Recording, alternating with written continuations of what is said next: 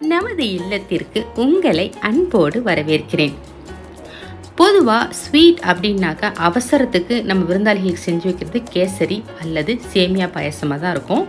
அந்த மாதிரி நான் இன்னைக்கு சேமியா பாயசம் எப்படி சூப்பராக ரிச்சாக நல்லா டேஸ்ட்டாக செய்கிறது தான் என் ஸ்டைலில் செஞ்சு காட்டுறேன். நீங்களும் பார்த்து தெரிஞ்சுக்கோங்க. ஒரு பாத்திரத்தில் 3 டேபிள் ஸ்பூன் அளவு நெய் சேர்த்துருக்குறேன். நல்ல குருணையாக உள்ள நெய் இருக்கிறது, அது 3 டேபிள் ஸ்பூன் போட்டிங்கன்னா கொஞ்சம் கூடவே இருக்கும். அதில் நம்ம தேவையான அளவு முந்திரி பருப்பு முதல்ல பொன்னிறமாக வறுத்து எடுத்து வச்சுக்க போகிறோம். நெய் கொஞ்சம் கூடுதலாக இருக்குன்னு அப்படின்னு நினைக்க வேண்டாம். இது கரெக்டாக இருக்கும். இந்த அளவுக்கு ஒரு 4 பேருக்கான அளவு தான் இன்றைக்கி நான் பாயசம் செய்கிறேன்.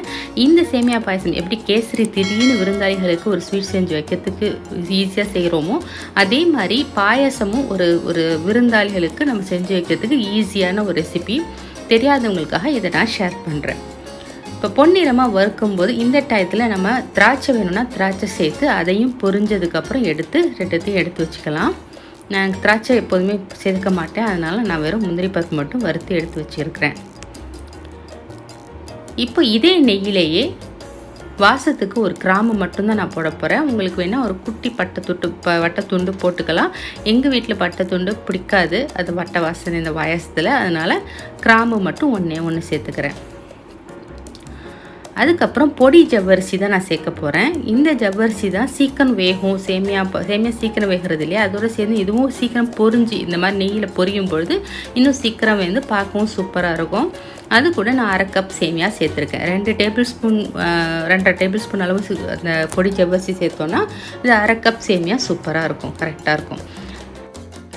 பொன்னிறமாக வறுபட்டதும் கொஞ்சமாக நம்ம ஒரு 1/2 டம்ளர் அளவு தண்ணி முதல்ல சேர்த்துக்குவோம்.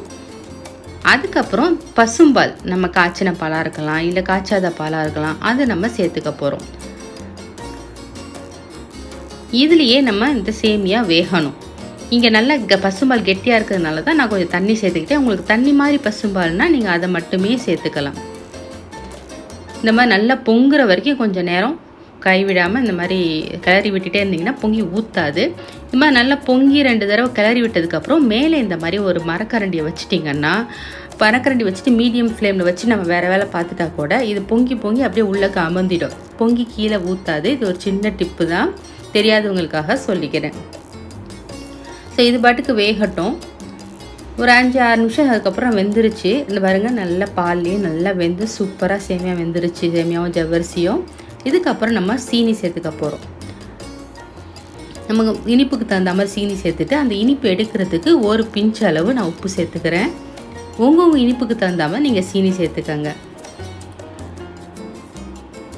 இது சீனி கரைஞ்சி ஒரு கொதி வரட்டும். இதுக்கப்புறம் நீங்கள் நல்லா கொஞ்சம் இந்த பாயாசம் எப்படி வேணுமோ அதுக்கேற்ற மாதிரி நீங்கள் சேர்த்துக்கோங்க. கெட்டியாக வேணும்னா இதை இப்படியே விட்டுடலாம். இல்லை கொஞ்சம் தண்ணி மாதிரி வேணும் அப்படின்னாக்கா இன்னும் கொஞ்சம் காய்ச்சின பால் இருந்தால் நீங்கள் ஊற்றிக்கலாம். இல்லை மில்க் மைட் கொஞ்சம் சேர்த்துக்கலாம். நம்ம இஷ்டம் தான். டேஸ்ட்டுக்கு எவ்வளோ தூரம் நம்ம சேர்த்துக்க முடியும் அது மாதிரி சேர்த்துக்கலாம். நான் இன்னும் கொஞ்சம் இதுக்கு வாசத்துக்கு ஏலக்காய் தூள் போட்டுட்டு கொஞ்சமாக நான் தேங்காய் பால் கொஞ்சம் சேர்த்துக்க போகிறேன். கெட்டி தேங்காய் பாலாக ஒரு 1/4 கப் சேர்த்துக்க போகிறேன். ஒரு கொதி அதை இறக்கி வச்சிட போகிறேன். நீங்கள் பசும்பாலே நீங்கள் சேர்த்துக்கலாம். எனக்கு கொஞ்சம் எங்கள் வீட்டில் இந்த சேமியா பாயசம் எங்கள் வீட்டுக்காருக்கு கொஞ்சம் கெட்டியாக வேணும். அதுவும் இந்த ஏலக்காய் வாசத்தோட கொஞ்சம் கெட்டியாக தான் ரொம்ப பிடிக்கும் அவருக்கு. சில பேருக்கு தண்ணி மாதிரி இருந்தால் தான் இந்த பாயசம் பிடிக்கும். அப்படி உள்ளவங்க கூட கொஞ்சம் பால் சேர்த்துக்கோங்க. அவ்வளோதாங்க, சேமியா பாயசம் சூப்பராக வாசமாக செம்மையாக ரெடி ஆகிடுச்சு. நம்ம ட்ரெடிஷ்னல் ரெசிப்பியில் இந்த சேமியா பாயசமும் ஒன்று இல்லையா, என்ன எவ்வளோ விதவிதமாக நம்ம ஸ்வீட் செஞ்சாலும் இந்த கேசரி இந்த சேமியா பாயசம்லாம் நமக்கு எப்போதுமே ரொம்ப ஸ்பெஷல் தான். அந்த மாதிரி தான் எங்கள் வீட்லேயும் இந்த சேமியா பாயசம் ரொம்ப ஸ்பெஷல். இப்போ வறுத்த முந்திரியை சேர்த்து ஒரு கொதி வரும்போது நான் ஆஃப் பண்ணிடுறேன். இது ஆஃப் பண்ணி வச்சுட்டு நான் இப்போ அப்படியே மற்ற சமையல் வேலைகள்லாம் முடிச்சுட்டு அது எடுக்கும்போது கரெக்டான கன்சிஸ்டன்சியில் இருக்கும். ஒரு 15 நிமிஷத்துக்கு அப்புறம் நான் எப்படி இருக்குன்னு நான் உங்களுக்கு காட்டுறேன். இந்த அளவுக்கு இருக்குது பாருங்கள். நான் இது முன்னாடியே செஞ்சு வச்சுட்டேன்னா நான் சாப்பிட்றதுக்குள்ளாட்டியுமே இன்னுமே எனக்கு கொஞ்சம் கெட்டியாகிடும். உங்களுக்கு காட்டுறதுக்காக நான் 15 மினிட்ஸ்க்கு அப்புறம் நான் உங்களுக்கு எடுத்து காட்டுறேன். இதில் குங்குமப்பூ போட்டு சாப்பிட்றதும் நல்ல ஒரு ஃப்ளேவர் கொடுக்கும். அந்த மாதிரி உங்களுக்கு பிடிக்கிறவங்க இந்த சேமியா பாயசத்தில் குங்குமப்பூவும் சேர்த்து நீங்கள் இறக்கி வச்சுக்கலாம். இங்கே பாருங்கள் இருக்க எப்படி கெட்டி கொடுக்கணுன்னு இந்த மாதிரி இதில் இன்னும் கொஞ்சம் கெட்டியாக இருந்தால் கூட எங்கள் வீட்டுக்காருக்கு பிடிக்கும். எங்கள் வீட்டுக்காருக்கு குங்கும வாசம் இல்லாமல் ஏலக்காவுடைய வாசத்தோடு சாப்பிட ரொம்ப ரொம்ப பிடிக்கும். ஸோ நீங்களும் ட்ரை பண்ணி பாருங்கள். ட்ரை பண்ணி பார்த்துட்டு எப்படி இருக்குன்னு கமெண்ட்ஸில் சொல்லுங்கள். தெரியாதவங்களுக்காக தான் இதை முக்கியமாக நான் ஷேர் பண்ணுறேன். இந்த வீடியோ உங்களுக்கு ரொம்பவே பிடிச்சிருக்கும் நம்புகிறேன்.